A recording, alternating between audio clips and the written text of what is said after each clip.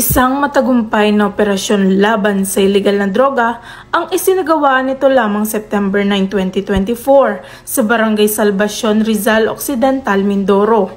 Ang operasyon ay pinangunahan ng PIDEA Occidental Mindoro Provincial Office kasama ang Rizal MPS, Occidental Mindoro PPO, PDEU, at PNP Maritime Occidental Mindoro Police Station na nagresulta ng pagkakaaresto kay alias Palos, 43 years old, walang asawa, isang mangingisda at residente ng Sitio Tabuk, Barangay Buenavista, Sablayan Occidental, Mindoro. Ang suspect ay naaresto matapos ang isang bypass operation kung saan nakabili ang poster buyer ng isang heat-sealed transparent plastic sachet na naglalaman ng hinihinalang shabu.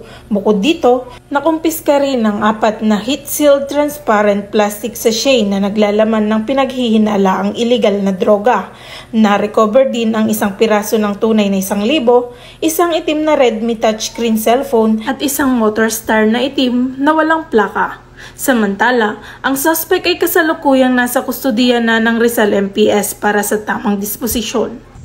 Mula dito sa Calapan City, Oriental, Mindoro, ako po ang inyong PNN correspondent, Patrolwoman Sarah Jane Estabilio, alagad ng batas, tagataguyod ng Balitang Pulis.